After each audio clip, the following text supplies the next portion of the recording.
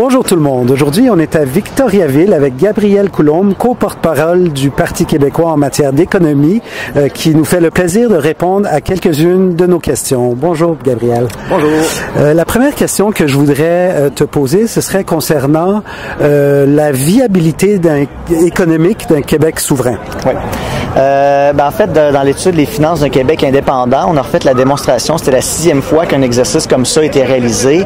Il n'y a absolument aucun doute que non seulement Québec indépendant est viable, mais également profitable sur le plan des finances publiques. Donc, ce qu'on a fait dans cette étude-là, c'est une étude dite pro forma, c'est qu'on a pris l'ensemble des cadres financiers du Québec et du Canada et on s'est dit, si le Québec est indépendant et on reprend intégralement les dépenses qui sont présentées dans les cadres financiers et que c'est le Québec qui les assume dans son intégralité, autrement dit, est-ce que ça balance? Et la réponse, évidemment, c'est oui, encore une fois, pour une 6e fois.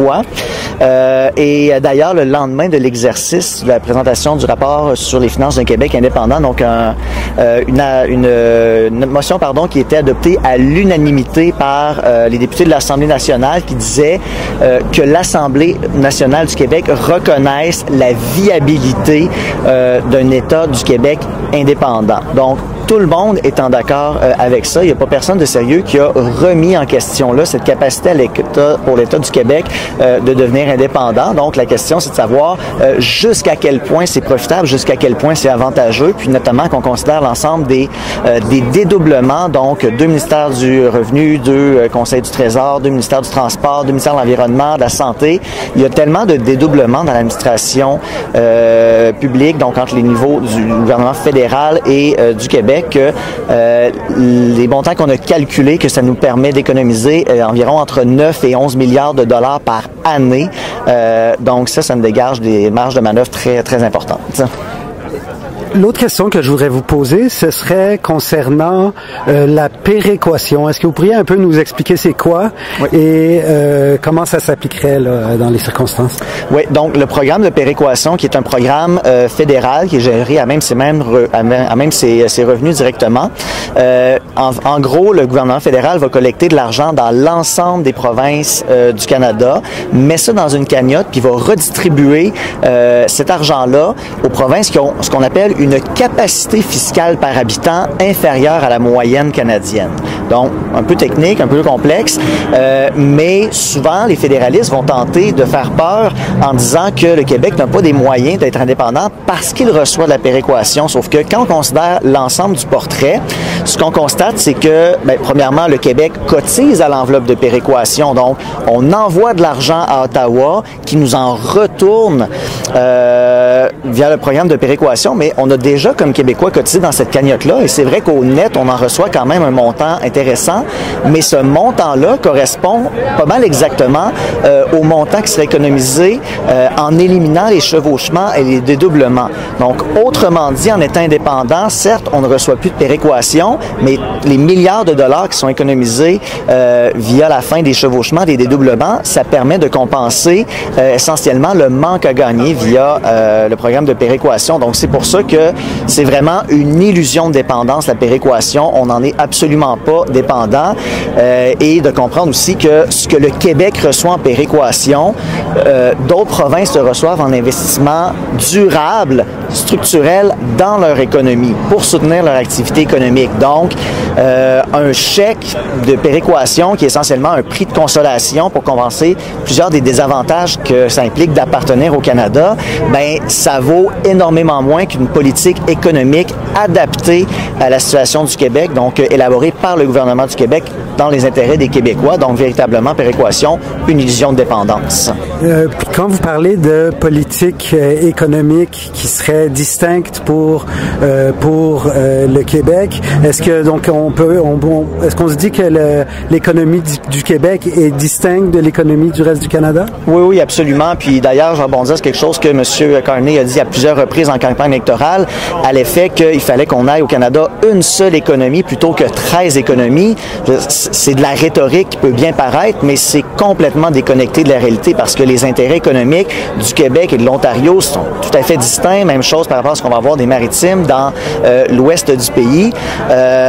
Donc, c'est tout à fait légitime. Le Canada va prendre des décisions démocratiques en fonction des intérêts du Canada, de ses propres intérêts, quitte à sacrifier les intérêts des provinces. Puis là, on est dans un contexte difficile de négociation commerciale et ça s'est déjà fait par le passé à maintes reprises. C'est absolument certain que c'est ça qui va se reproduire. Donc, ce qu'on va voir, c'est le fédéral qui, pour obtenir des gains ailleurs au Canada, va sacrifier certains secteurs stratégiques, économiques importants pour le Québec. Et c'est la raison pour laquelle on peut le dire avec autant de certitude que ça va arriver, c'est que ça a toujours été comme ça à chacune des négociations commerciales. Donc, il n'y a pas personne qui va être capable de défendre les intérêts, de parler pour le Québec aussi bien que les Québécois eux-mêmes.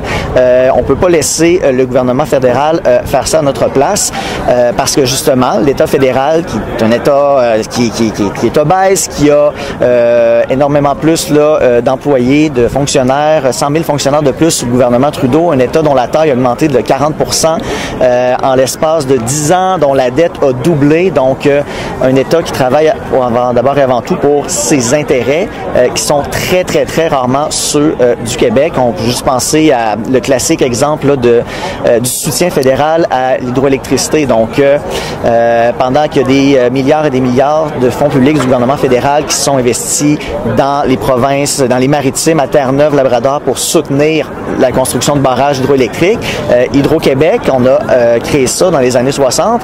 Le gouvernement fédéral a refusé de donner des prêts, donner du financement. Il a fallu qu'on se retourne vers des banques privées, des institutions américaines pour avoir ça. Donc, on a dit pendant longtemps que faire partie du Canada, c'était de ne pas avoir d'avenir linguistique, d'avenir culturel. C'est vrai, mais c'est aussi vrai de dire que continuer à faire partie du Canada, c'est renoncer en grande partie à avoir un avenir économique et financier. Dernière question que je voudrais vous poser, c'est concernant la fameuse dette canadienne. Advenant donc la souveraineté du Québec, comment ça fonctionnerait le partage de la dette? Oui, ben c'est quelque chose sur lequel on s'est penché là, dans l'étude sur les finances d'un Québec indépendant. Puis en fait, on s'est basé sur le droit international, sur la Convention de Vienne, qui stipule plusieurs choses, mais notamment c'est que la dette du gouvernement fédéral, elle a été contractée par le gouvernement fédéral en son propre nom. Donc il n'y a rien qui lie juridiquement un État du Québec indépendant à cette dette-là. Donc cela dit, ça veut pas dire que le Québec indépendant refuserait évidemment d'assumer sa juste part de la dette, mais ce qu'il faut considérer, c'est toujours actif égale passif. Donc, si on sort du Canada, qu'on assume une partie de la dette, ben, en contrepartie, il faut avoir droit à une partie représentative là, des actifs aussi. Donc, si par exemple, pour prendre des chiffres, là, c'est probablement autour de ça que ça tournerait, qu'on quitte le Canada et qu'on doit assumer 18% de la dette, ben on doit aussi avoir 18% des actifs. Donc, c'est là-dessus que les calculs se sont faits et, je le répète, ça se base sur le droit international en vigueur, sur la Convention de Vienne et les États qui sont devenus indépendants dans les dernières décennies, c'est là-dessus que ça s'est basé et c'est exactement comme ça qu'on souhaite procéder. Donc, si je comprends bien, on regarde l'actif que le fédéral a au Québec en proportion avec son actif total et on prend la même proportion de la dette totale donc qu'on divise par cette proportion-là pour voir quel serait le montant que le Québec aurait à payer, aurait à prendre comme dette. Oui, c'est vraiment ça. Puis justement, quand on parle des actifs fédéraux, c'est aussi de comprendre que même si ça appartient techniquement au gouvernement fédéral, ce sont les Québécois, c'est nous qui avons payé pour ça. Donc, quand on parle des ports, des aéroports, des infrastructures militaires, par exemple, ben, oui, c'est situé au Québec, on a payé pour ça. Et ce que le droit international dit également, c'est que dans un cas d'indépendance comme ça, tout ce qui se trouve sur le territoire du nouvel État indépendant devient automatiquement et inconditionnellement propriété exclusive du gouvernement du Québec dans ce cas-là. Donc, sans qu'il y ait besoin d'avoir de négociations par rapport à ça. ça. Évidemment, on va prendre des pourparlers par rapport à l'ampleur. Donc, ça vaut combien tout ça pour le poids de la dette pour que ce soit correspondant. Mais c'est vraiment en se basant là-dessus. Donc, le fait de quitter le Canada, faut vraiment pas voir ça uniquement en termes de coûts, mais également en termes de gains. Puis, c'en est vraiment un super bon exemple. Donc, ce qu'on va retirer, donc notamment via les actifs qui sont sur le territoire québécois, qui nous appartiennent, mais ça deviendrait maintenant propriété vraiment exclusive de l'État québécois. Je vous remercie infiniment, M. Gabriel Coulombe, d'avoir donné de votre temps. Ça fait plaisir. Merci. Merci.